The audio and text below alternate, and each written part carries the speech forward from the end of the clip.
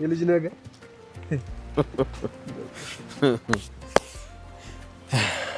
ሸጋ ቤት እኮ ነው ያለሁት። ግን ጋሼው ነው ፈጣሪ ይመስገን በሀብትስ ባርኮኛል። አረ በብዙ ነው የባረከው። በሚስት በልጅ እንዲያው በሁሉ ነገር ነው የባረከው። ገዜ በጥበቃና በቤት ውስጥ አገልጋይ ሴትን ባርኮኛል። አይ ጋሼ ጥበቃማ ምን አቅም አለው? ክፉ ልስራ ቢልስ? ተው እንጂ ገዜ ስንቱ አይደል እንዴ የጥበቃ ልጅ የሚያሳድገው? አራ እንዲህ ያለስ ነገር መልከስከስ በዘሬም የለብኝ። በዛሬ ጊዜ መድኃኒት የሰላምን ልጅ ፀጉሯን ቆርጣ ልትመረምረው ነው፣ ወይም ደግሞ ዲኤንኤ ምርመራ ልታደርግ ነው። እንዴት አመሻችሁ? ደህና መሻችሁ ወይ? ውድ የቻናሌ ቤተሰቦች ደህና ናችሁ ወይ? ሙቀቱ፣ ስራ፣ ጤና፣ ቆይታ እንዴት ዋላችሁ? እግዚአብሔር ይመስገን በጣም ደህና ነኝ። እናንተም ደህና እንደሆናችሁ ነው ተስፋ አለኝ እላችኋለሁ። እንግዲህ የዳጣ ድራማ ተከታታይ እንደቀጠለ ነው። አሁን እውነቱ ሊወጣ ጥቂት ጊዜ ብቻ ነው የቀረ እላችኋለሁ። ምክንያቱም መድኃኒት በየጊዜው የሚፈጠረው የዚህ ቤት ምስጢር ለማውጣት ጥረት እያደረገች ነው ማለት ነው። አሁን ወደ አዲሱ ቤታቸው ገቡ። ምክንያቱም ያኛው የበፊቱ ቤት ሁሉም ሰው ቅዠት በቅዠት ሆኗል። በዛ ላይ ደግሞ ውሃ ስንት ቀን ከአዳራሽ ላይም በቅዠት ወርቃ ነበረ እላቸዋለሁ። አሁን አቶ ደረጀም የድርጅቱ ስራም እየቀዘቀዘ ስለሆነ ያንን ቤት ድርጅቱ እንደቀዘቀዘ ለማርታ መናገር አልፈለገም። ምክንያቱም ትበሳጫለች፣ ትነጫነጫለች ወይም ደግሞ እንትን ታስባለች ብሎ ስላሰበ ቤቱን ሽጦ ያ ትልቁን ቤት ሽጦ ድርጅቱ ላይ ጨምሮ ሌላ ቦታ ቤት ለመግዛት ከናታን ጋር እየተመካከረ ነበረ። ሁሉም ነገር አሁን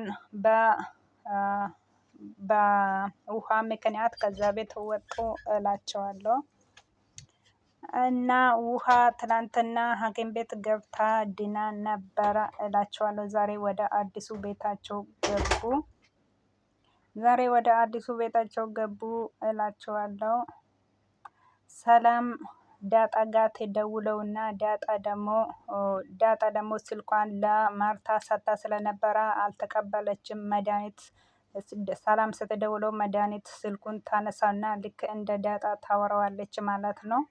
ከዛን በኋላ ዳጣ ምን ሆነች ነው ዛሬ ድምፅሽ ተቀየረብኝ ብላ ስትጠይቀው አይ ድምፅ አልተቀየረም ትለዋለች ማለት ነው፣ አውቃ መድኃኒት። ከዛም በኋላ ምን ሆነች ነው አልቀሳሽ ነው እንደ እስቲ በቪዲዮ ደውይልኝ ስትለው ትንሽ ሰላምን ተጠራጠረችውና ከዛም በኋላ በቪዲዮ ደውል ስትለው ስልኩን ትዘጋዋለች ማለት ነው። እንግዲህ ለምንድን ነው ማርታ ከሻወር ቤት ስትወጣ ለምንድን ነው ሰላም ቤት ሄደን ልጁን እንጠይቀዋለን ብላ ለማርታ ትጠይቀዋለች ማለት ነው። እንዲህ ለምንድን ነው የእሷን ልጅ ናፈቀሽ ትለዋለች ማለት ነው። ማርታም እንግዲህ የው ታውቂያለሽ እንደ እኔ ልጅ እወደዋለሁ ለዛ ነው ትለዋለች ማለት ነው። የራስሽን ልጅ ያልናፈቀሽ እንዴት የሰላም ልጅ ይናፍቅሻል? በማለት ማርታም ደግሞ ትመልሰዋለች ማለት ነው። ለማንኛውም ዛሬ ከሰዓት ሄደን የሰላምን ልጅ ማግኘት አለብን በማለት ይቀጣጠራሉ ማለት ነው። ከዛም በኋላ አብሮ ይሄዳሉ ማለት ነው። አብሮ ከሄዱ በኋላ ሰላም መጣች። መኪና ውስጥ ሆኖ እያወሩ ነው። ወይዘሮ ማርታም ከዛሬ በኋላ እኔ አልጠይቅሽም፣ እውነቱን ተናገሪ፣ ከዛሬ በኋላ አላስጨንቅሽም፣ እውነቱን ተናገሪ ትለዋለች ማለት ነው። የልጅሽ አባት ማን ነው ብላ ትጠይቃለች ማለት ነው። የልጅ አባት እንደራቃ አልተመለሰም ትለዋለች ማለት ነው። እንግዲህ አስጨነኩሽ ብላ ወይዘሮ ማርታ ለሰላም ስትነግረው መድኃኒት ደግሞ የሚመስጨነቅ ነው በፍላጎቷ ብቻ ሳይሆን በግድም ትናገረዋለች በማለት ወይዘሮ መድኃኒት ትጠይቋለች ማለት ነው። ከዛም በኋላ አባቷን የዚች ልጅ አባት መናገር ያልፈለገችበት ምክንያት ለምን እንደሆነ ታውቃለች ማርታ ብላ ስትነግረው ስትጠይቀው አቶ ደረጀ ስለሆነ ነው ትለዋለች ማለት ነው። ከዛም በኋላ ማርታ ደግሞ ሁለተኛ እንደዚህ አይነት እንዳትናገር ብላ እህቷን በጥፊት መተዋለች ማለት ነው። ከዛን በኋላ ሰላም ይቅርታ እኔ ከዚህ በኋላ መቆየት አልችልም ብላ ወይዘሮ ማርታ ከመኪና ላይ ትወርዳለች ማለት ነው። ከዛን በኋላ መጨረሻ ላይ ወይዘሮ መድኃኒት እኔ ዚስ ኢዝ ፎር ቤቢ ሄር ብላ በእንግሊዝኛ ተነገረችው እና ለካ አንቺ እንግሊዝኛ አታውቅም ብላ የልጅሽን ጸጉር ቆርጬዋለሁ ዲኤን ምርመራ አደርጋለሁ ብላ ለሰላም ትነግረዋለች ማለት ነው።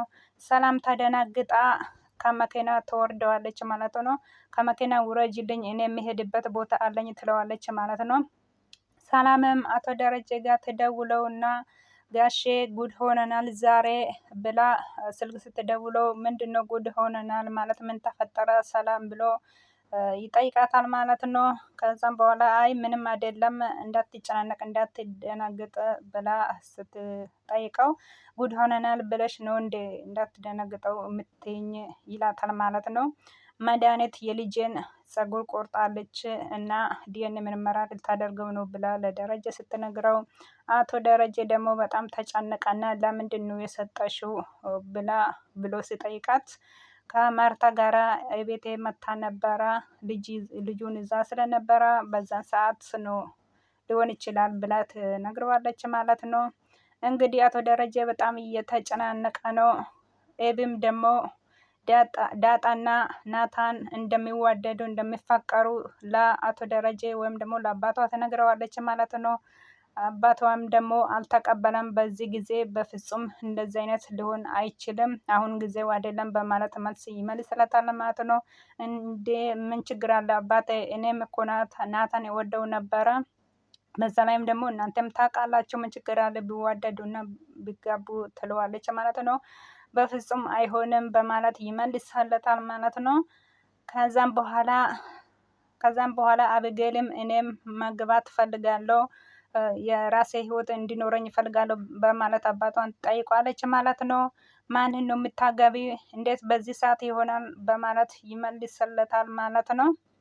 እንግዲህ የዳጣ ተከታታይ ድራማ መጨረሻው ሊታወቅ ነው እላቸዋለሁ ውድ የሀገሬ ልጆች